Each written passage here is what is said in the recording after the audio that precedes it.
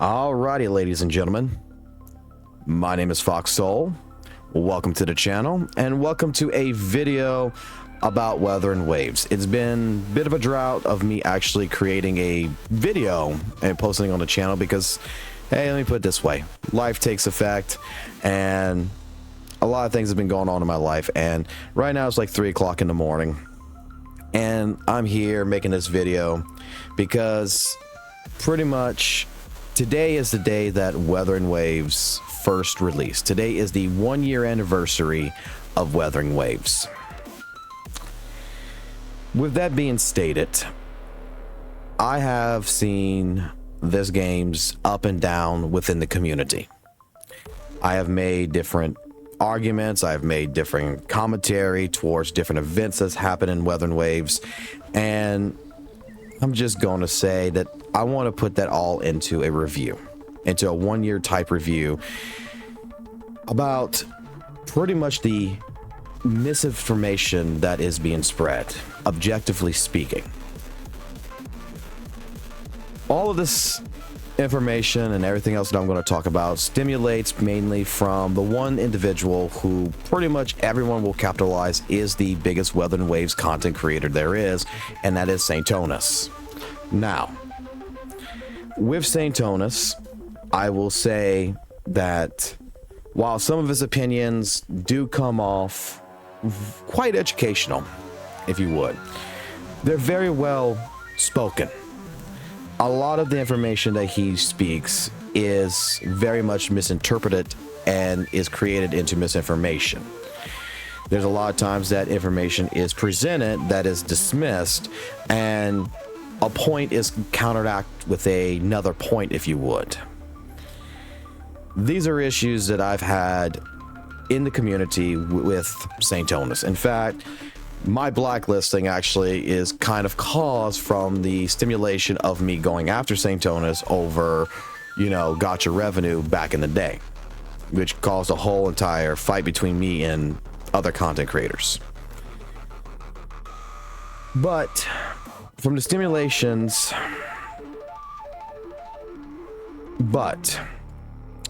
from the course of different information that has been spread, a lot of it is being claimed to be false, being not true, and basically being misinterpreted, or even if you would say it, the description has been rewritten about certain things just to fit an agenda. And that's how I feel like the mass of the Wuthering Waves community, as the top majority, handles information with WuWA. Because while Wuthering Waves is a great game, Wuthering Waves isn't a deep mechanical, thought-provoking game.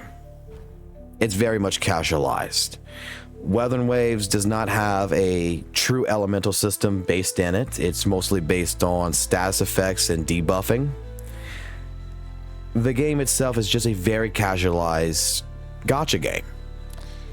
Comparing, Wuthering Waves to something like Genshin Impact, while Wuthering Waves is more focused on the casualization, it is actually a better game. Not for deep mechanics, not for the things that's been pretty much compared against it. It's because Kuro understands that fans want to come in and pretty much go ahead and hit buttons and make big numbers on the screen and, feel good about it. I have seen in this community for the course of a year that from comparisons to opinions to people presenting different information, even through, hey, talking about power creeping, that in general, all this information, when it gets into the hands of this one individual, has been misinterpreted, rewritten, and again, non-valid points has been brought up to basically overshadow the current points that we're trying to discuss, to make something up that basically fits an agenda. And I've seen this. And I don't like it. I really, really don't like it.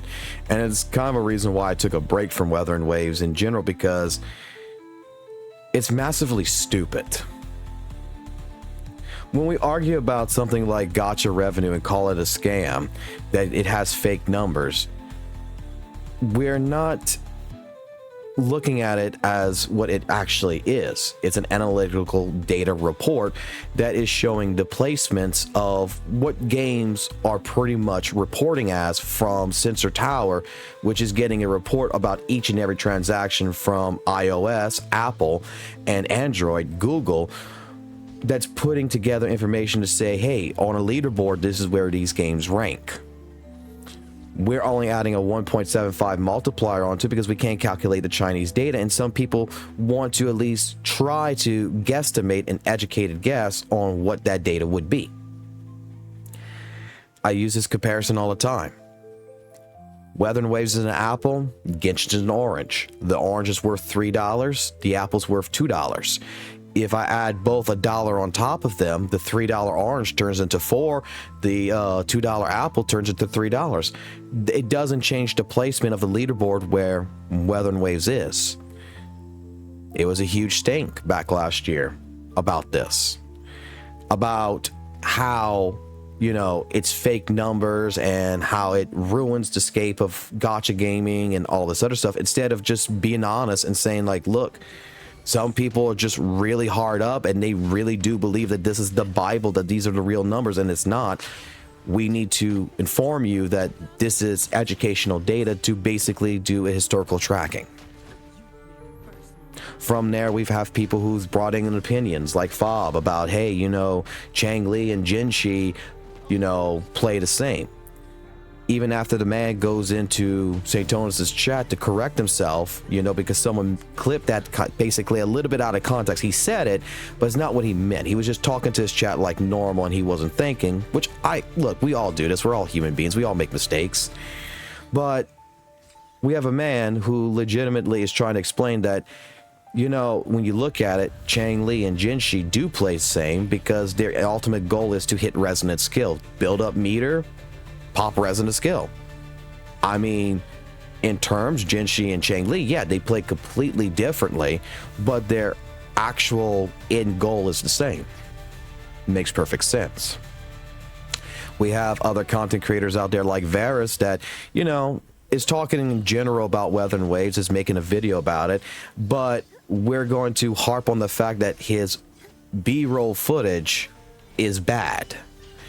Where in the general concept of gacha gaming, I'm going to be honest, in gacha creation here, 9 out of 10 times a person doesn't care about what's playing in the background. They care about the conversation that is happening, so they'll put the videos and everything else in the background while they're doing the work and just listen to it like a podcast.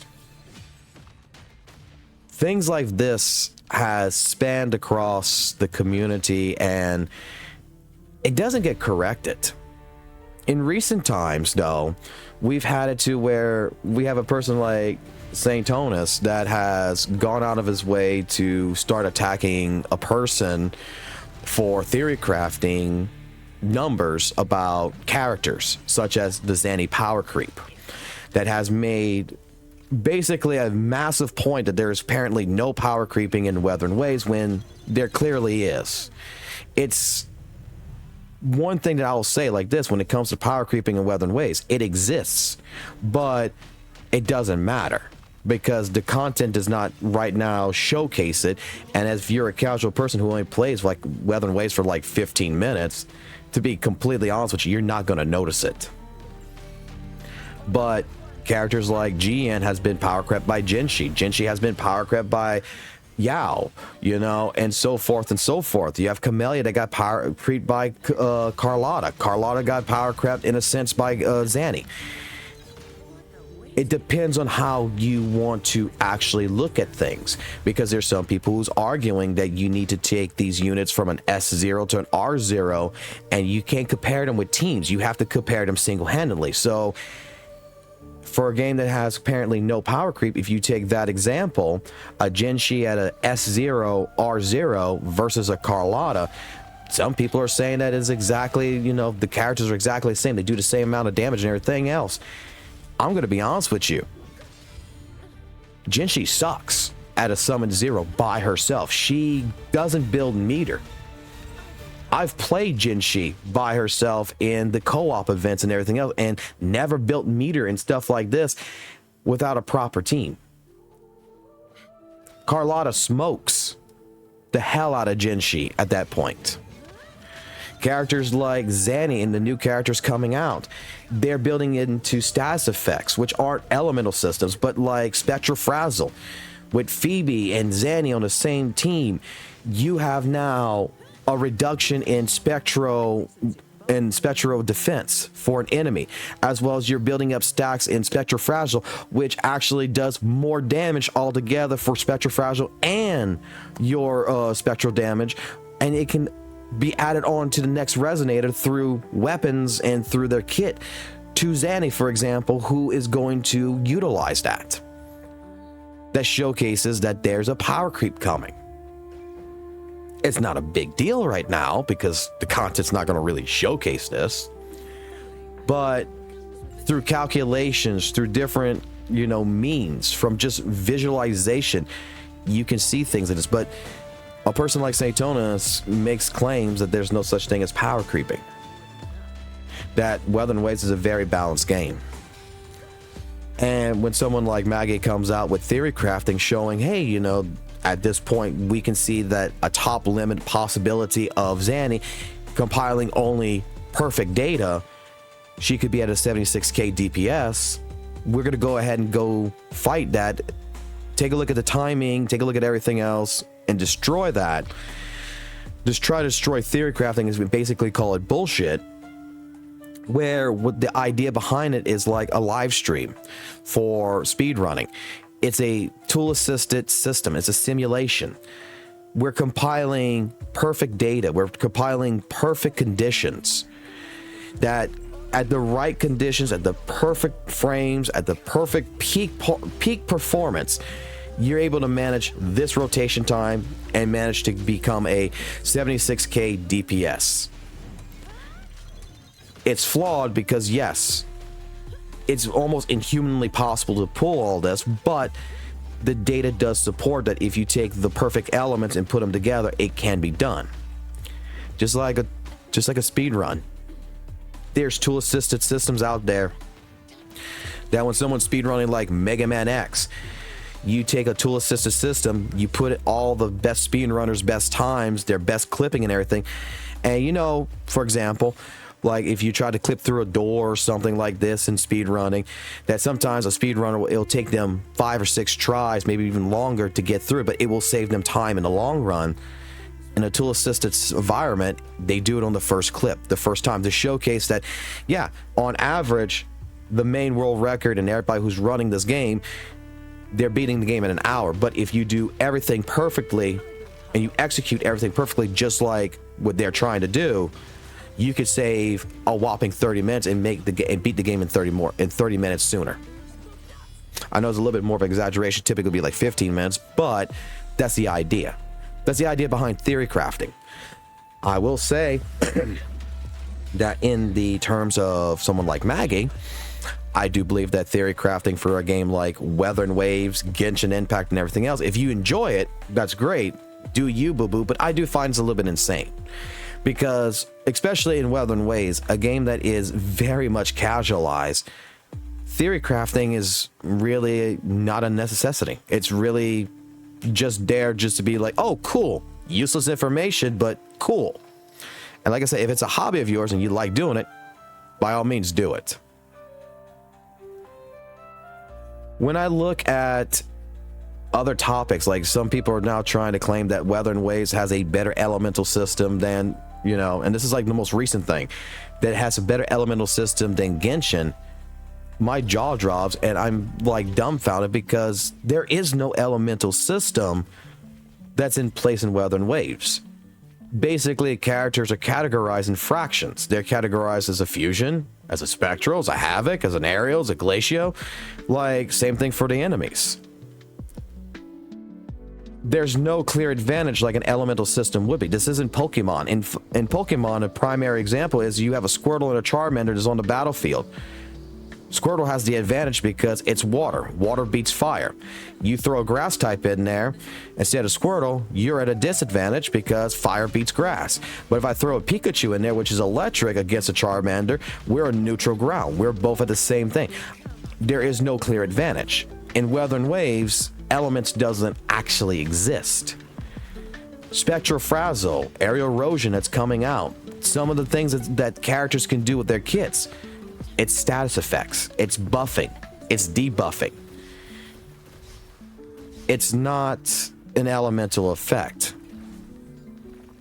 Like aerial erosion and spectral frazzle is going to be basically the same exact thing, just based on the character's type. One's going to be for grass, one's going to be for light. That's basically what it is. In general, spectral damage does not matter. Fusion damage does not matter, except for one reason and one reason only. If you go against something like the Fallacy of the Fallen as a spectral character, well, if you're going with your Zanny team, for example, Zanny, Shorekeeper, and Phoebe, you're just fighting up against a 40% defensive wall. If I go against it with my Camellia team, you know, Camellia, Shorekeeper, and Sanwa, the only one who's going to be facing a 40% defensive wall is Shorekeeper, but that's not a problem. Camellia is going to be facing it against as a 10%, you know, at a 10% defensive wall. If I do GN team, it's going to be a 10% defensive wall. If I do Chang Li, it's a 10% defensive wall. Carlotta, 10% defensive wall. It is not impertinent in any which way, shape, form an advantage. We're neutral ground. If anything, if I fight the Fallacy again as Jinshi, as Zanny, whoever that is a spectral based character, it's a disadvantage. It's no longer an advantage. It doesn't mean I can't do damage. It just means that, hey, my damage is going to be 40% reduced. That's it. So, like I said, a year into this game, I am seeing and I'm hearing and I'm noticing these things. And just in general, I just wanted to make this video just to basically say that, first and foremost, to the people out there who watch St. Tonus, please, by all means, be careful of what is being stated. Because a lot of times, the data that is being provided to you, the opinion is being provided to you, the objective opinion that's being provided to you, is not actually the correct information. It is either dismissed, mistranslated, or even the entire description behind certain things like power creeping or element has been rewritten around this to justify an agenda. In the last couple of days, we've been doing live streams and we've been talking about this. And my thing is that I've been seeing a lot more newer players come into Wuthering Waves that automatically think that this is the correct information because of one certain person. And this one certain person is basically taking a lot of different things, spreading it, and lying, and not quote unquote lying about it, but readjusting it to fit his agenda. And may I say, just like he made this comment about Gacha revenue, he knows, I'm pretty sure, more information around it. He's lying by omission by not showing you the other side. So, this is my review. This is my thoughts. Most likely people are going to take this as a L take, but I implore you to actually, if you are a person who is really interested in Wuthering Waves and you're really interested in a lot of the things that's going on, before you believe one person, go take a look at the people who actually play the game.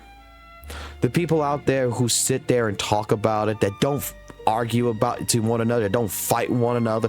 The people who can actually engage in a debate and still be friends at the end. the ones that are actually working together in the community.